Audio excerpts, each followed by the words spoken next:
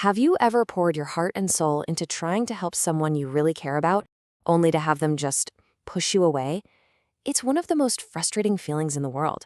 Well, today, we're going to dive into how to handle that rejection with, believe it or not, compassion and patience. So let's get right to it. What do you actually do in that moment? You see someone you love making a choice that you just know is going to lead to pain. You offer your best advice, your time, your support, and you just hit a wall. It feels like they can't see what's right in front of them. And honestly, it can make you want to just throw your hands up and walk away. And look, if you've ever felt that, you are definitely not alone. This is one of the most common things people struggle with. This feeling of I'm giving it my all, I'm giving my absolute best, and they're just not ready to take it. It's that real painful tug of war between wanting to help and the reality of their rejection. To get some real perspective on this, we're actually going to turn to a really old story, a classic from the Buddhist tradition. It's all about the Buddha and his own cousin, a guy named Devadatta, and it offers this incredibly powerful, timeless lesson on this exact problem. Okay, so this whole story really boils down to the massive contrast between these two guys. On one side, you've got the Buddha, who's pretty much the definition of compassion and patience. And on the other side, you've got his cousin, Devadatta, who is just completely eaten up by jealousy and bad intentions. We're not talking about a simple disagreement here. This is like the ultimate test of goodwill against pure hostility. So Devadatta's path was, well, it was long and it was messy. He actually started out as a student of the Buddha. But as his cousin's fame grew, so did his own jealousy.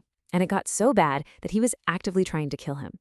And yet after all that, it took his entire life, right up until his final moments on his deathbed, for him to finally have a moment of regret. Now here's the part that is just incredible.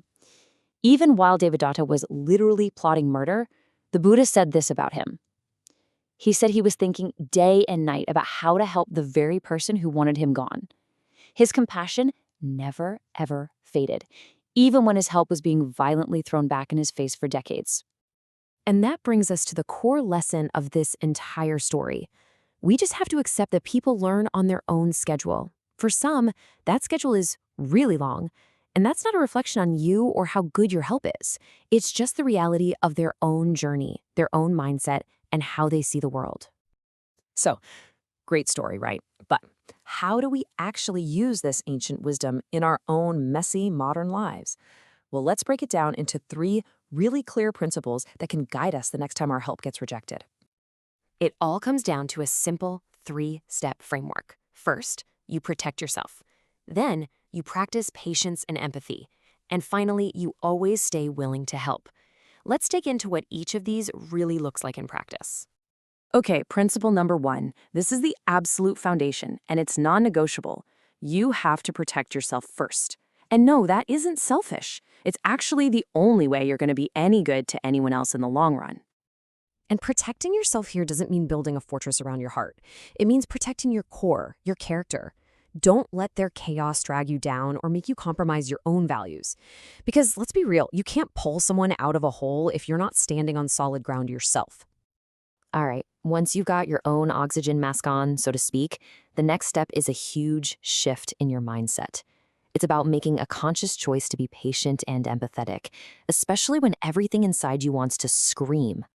This is where we really try to channel that example from the Buddha.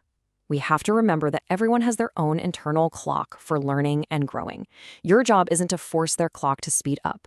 It's to practice compassion for wherever they are right now. Try to have some empathy for the fact that their view of the world is just plain different from yours. That's where real patience comes from. And that brings us to the final principle, which, honestly, this might be the toughest one of all. It requires us to get over our own ego and our own frustration.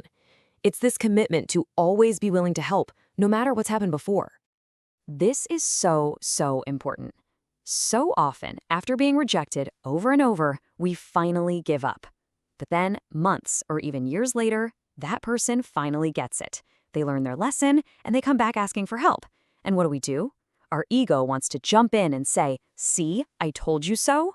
But true care means being ready to give your help 100% the second they're ready to take it, without holding the past over their head. So when you put all of this together, you can see it really points to a huge shift in your overall goal. You have to let go of the idea of fixing another person. Instead, you focus on offering this steady, patient, compassionate presence. You can't force them to change, but you can be the safe harbor that's ready and waiting the moment they decide to change course themselves. So I'll just leave you with this question to mull over. Think about it. Who in your life doesn't need another lecture or another attempt from you to fix them?